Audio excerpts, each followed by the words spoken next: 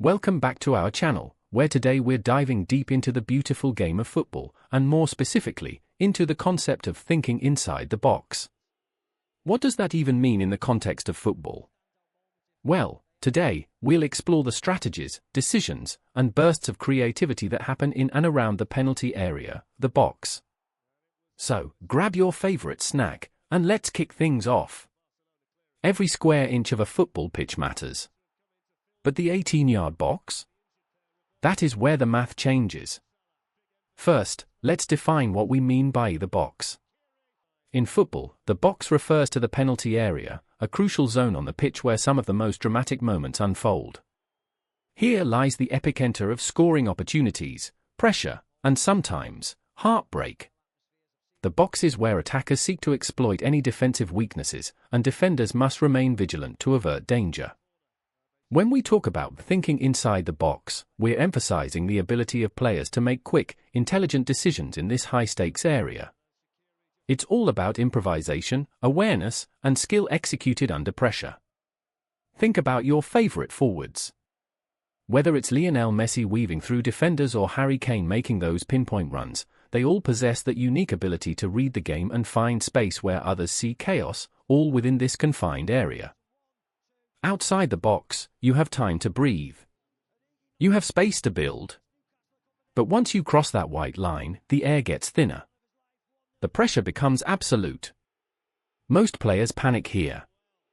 They see the goal and they lose their minds. But the elite? They do the opposite. They stop reacting and start calculating. This isn't just about finishing, it's about the spatial intelligence of the danger zone.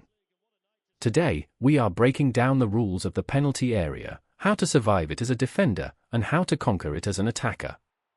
Let's step inside the war zone. One of the key components to success inside the box is the role of the playmaker. These are the players who orchestrate attacks, creating opportunities for their teammates while constantly assessing the shifting dynamics of the match. Take a moment to appreciate the likes of Luka Modric, Kevin De Bruyne, or Bruno Fernandes. Their vision of the game allows them to spot potential openings in the defense. They possess a unique skill set, a mixture of creativity and technical ability that enables them to deliver that perfect pass.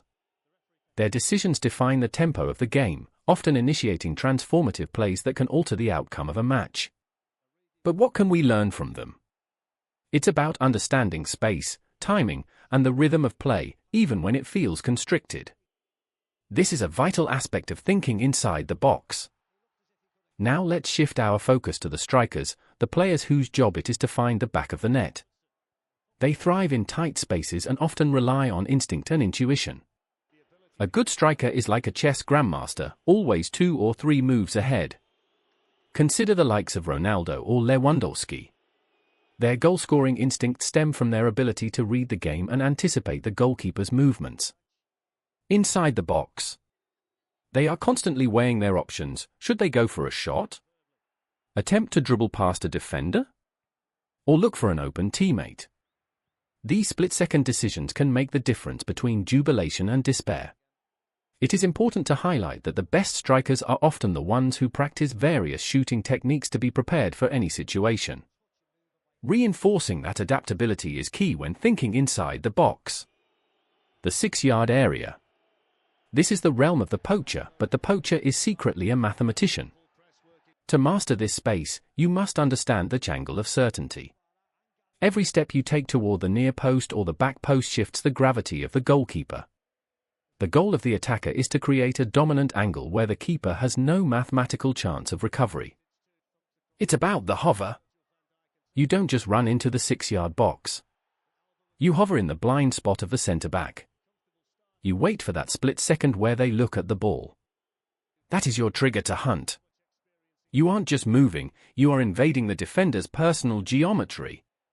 While we celebrate the glory of attackers, we can't forget that defense is an art in itself.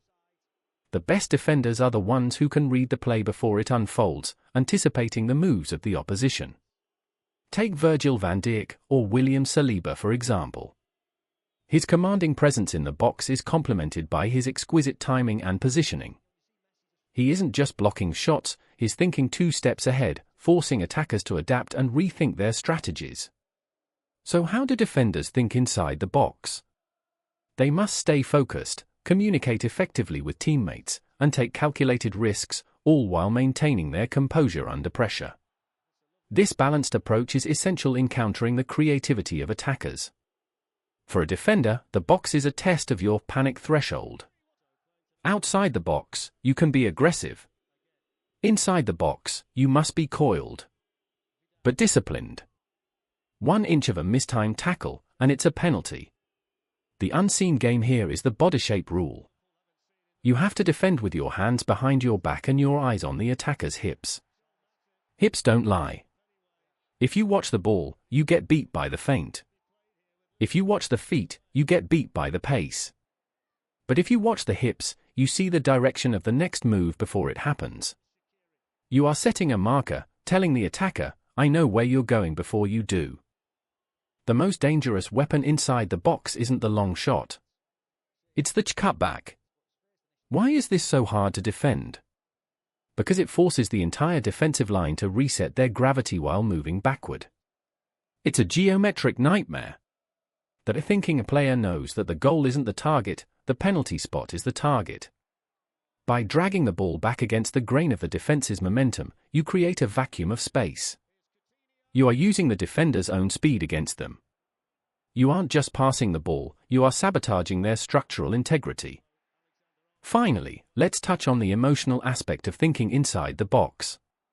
Football is more than just tactics and strategy, it's about passion and connection. The moments spent in the box are often filled with tension and excitement, the anticipation builds as fans hold their breath. We talk about the icebox. The mental state required to finish. Every miss is amplified by the energy of the crowd. For players, this psychological component can be just as influential as anything else.